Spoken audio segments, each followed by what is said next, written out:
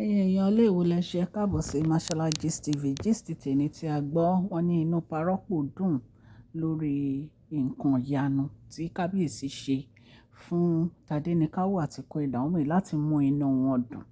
Wọ́n ní inú parọ́pò dùn, wọ́n ní parọ́pò dẹ̀ ṣàdúrà fún Kabiyesi.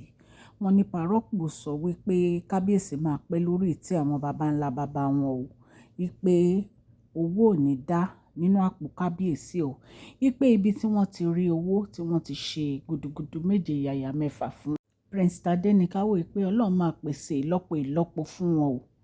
Wọ́n ní parọ́pò dúpẹ́ ní ọwọ́ Kabiyesi, wípé ó ti ẹ̀yà parọ́pò lẹ́nu wípé Kabiyesi ń plan irú nǹkan báyìí.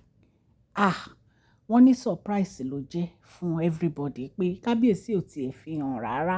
Wọn ò tiẹ̀ jẹ́ kéèyàn kankan ní ìfura wípé wọ́n fẹ́ ṣe irú nǹkan báyẹn àbí wọ́n fẹ́ dá irú nǹkan báyẹn lára, wípé ìyàlẹ́nu ló jẹ́ ní ìgbà tí Kabiyesi ní àwọn ti fi orúkọ Tadenikawo kọ́ Ọ̀jájá Park. Wọ́n ní ìyàlẹ́nu ló jẹ́ o, wípé fún àwọn fámílì àwọn Kabiyesi gan, wọ́n ní ìyàlẹ́nu ló jẹ́. Gbogbo àwọn fámílì wọn dẹ̀ ló wà níbẹ̀. Àrí stepmom wọn, àrí gbogbo ẹ̀wọ̀n ẹ̀gbọ́n wọn, Prince Adé, àwọn ẹ̀gbọ́n wọn obìnrin, Princess Afọláṣadé, gbogbo wọn ló wà níbẹ̀. Adẹ̀rá àwọn àǹtí wa gbogbo náà níbẹ̀. Ṣùgbọ́n àwọn tí mo rí ni àǹtí wa Aro àti àǹtí wa Church. Àwọn méjì tí mo rí nìyẹn níbẹ̀. Ẹ̀yin èèyàn lé, a máa sọ̀rọ̀ yìí náà ni. A dẹ̀ máa dúpẹ́ lọ́wọ́ Kabiyesi náà ni. And nǹkan tí parọ́pò ń ṣe ó yé wọn, nítorí pé parọ́pò ti sọ nínú ọ̀rọ̀ wọn wípé kò sí obìnrin tí Kabiyesi lè fẹ́ tó lè dàbí Queen Naomi. And it's true. Kò sí obìnrin tí Kabiyesi lè fẹ́ tó lè dàbí Queen Naomi, nítorí pé Queen Naomi, ẹ̀yin náà wo Queen Naomi lọ́jọ́ yẹn, wo bó ṣe ń fàìn sí. Nítorí pé wọn ò gbé stress, wọn ò gbé síra wọn láyà. Because téèyàn bá lọ gbé stress sára ẹ̀ láyà, ó máa ń fa hypertension. And téèyàn bá dẹ̀ ti lá hypertension, wàhálà dé nìyẹn. So ìtorí ẹ̀ ni Queen Naomi fi mú ọ̀rọ̀ yìí, wọ́n fi lé Ọlọ́run lọ́wọ́, nítorí pé wọ́n mọ̀ wípé Ọlọ́run nìkan náà ló lè bá wọn yanjú ẹ̀. Kò ń ṣe ènìyàn, nǹkan tí ojú wọn rí kì í ṣe kékeré. Ṣùgbọ́n nítorí pé sùúrù àti àdúrà, wọ́n borí gbogbo ogun wọn. Ẹ̀yin èèyàn lé, ẹ̀kọ́ ńlá ni èyí jẹ́ fún wa. Nítorí pé kò sí nǹkan tí àdúrà ṣe tì. Wọ́n ní àdúrà ló ń gbà, agbára kì í gbà. Ẹ̀yin èèyàn lé, torí ẹ̀ inú parọ́pò dùn, wọ́n kún fún ayọ̀ nítorí ìgbésẹ̀ èyí tí Kabiyesi gbé lórí ọ̀rọ̀ Queen Naomi. Ẹ wo àtìgbà tí Queen Naomi ti wà ní ìta, it's over 3.5 years ni a ti ń sọ̀rọ̀ Kabiyesi àti Queen Naomi. Àwọn ẹlòmíì wọ́n bú wa, ipa wò rí nǹkan kan sọ, ẹlẹ́jọ́ ni wá. Ṣùgbọ́n a dúpẹ́ lọ́dọ̀ Ọlọ́run léni, ẹ̀yin náà ṣàfojú ara yín ráwọn méjèèjì. Kò ń ṣe pé bóyá èèyàn kan ń parọ́ fún èèyàn kan. Ìdùnnú wa ò ní pé kí Kabiyesi àti Queen Naomi kan padà, kan wà together. Nǹkan tá a dẹ̀ ń sọ nìyẹn, kán dẹ̀ dáwọ́ àwọn ìyàwó fífẹ́ dúró. Nítorí pé obìnrin kíkó jọ kò mú nǹkan re wá ju wàhálà àti bèlésì lọ. Ẹ̀yin ẹ wo nǹkan tó ń ṣẹlẹ̀ lọ́wọ́lọ́wọ́ nínú àwọn gist tá à ń sọ fún yín. Ṣé rí pé wàhálà àti bèlésì ni? Ṣùgbọ́n ìgbà tí Kabiyesi bá ti realize pé kò sẹ́ni tó lè dàbí ìyàwó àwọn Queen Naomi, àwọn náà gbégbèsè lórí àwọn ìyàwó fífẹ́ yìí. Wọ́n á dẹ̀ dáwọ́ ẹ̀ dúró kíákíá.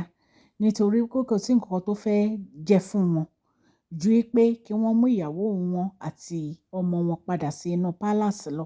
Ẹ wo ọjọ́ celebration yẹn, Thanksgiving yẹn. Ẹ wo bí Kabiyesi bínú wọn ṣe ń dùn.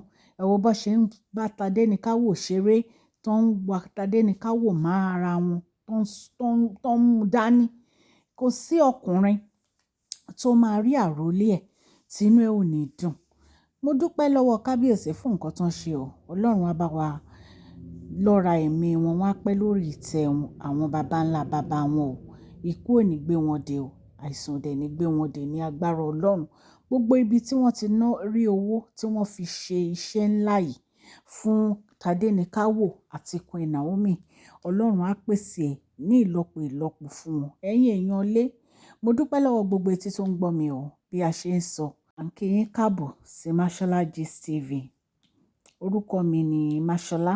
Yorùbá ni à ń sọ lórí ìkànnì yìí. À ń sọ nítorí pé a fẹ́ gbàgbé àṣà àti èdè wa dẹ̀ tún sọ fún ọ̀pọ̀lọpọ̀ àwọn tí wọ́n gbọ́ Gẹ̀ẹ́sì.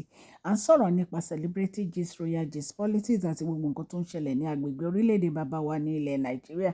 Tẹ́ ẹ bá ti subscribe, ẹ tẹ notification bell so that àwa ti post any gist ẹ máa rí. Ókè ni ọlá yín á máa lọ o, ọlá yín ò ní lọ ìsàlẹ̀ láéláé. Ẹ má gbàgbé kẹ́ fún fídíò yìí ní thumbs up o, ó ṣe pàtàkì fún channel wa. Please share this video, like and subscribe. God bless you all. Mashola Gist TV ń kí yín o.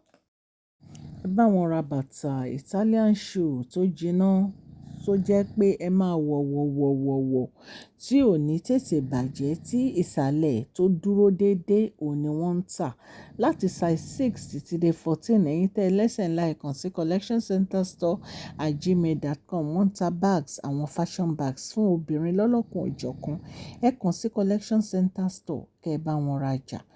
Kò sí irú bàtà tẹ́ ẹ fẹ́ àti ìpawọ́ obìnrin tí wọ́n ní. Ẹ̀yin náà dẹ̀ mọ̀ pé àwọn bàtà kan wà tó yẹ pé tẹ́ ẹ bá wọ̀ tí ò ní tètè bàjẹ́ òun ni wọ́n ń tà. Ẹ kàn sí collectioncenterstore@gmail.com. Bẹ́ẹ̀ náà ni à ń ṣe advert fún. Ẹ má gbàgbé kẹ́ fún fídíò yìí ní thumbs up. Please share this video, like and subscribe. God bless.